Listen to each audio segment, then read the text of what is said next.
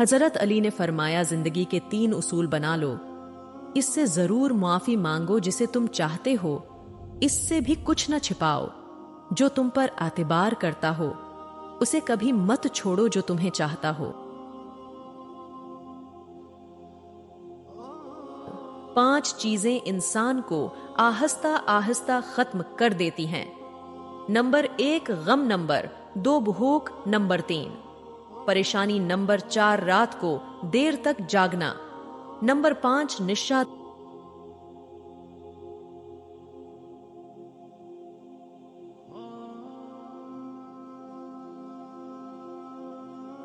तीन चीजें कभी वापस नहीं आते। बोले गए अल्फाज गुजरा हुआ वक्त और टूटा हुआ भरोसा।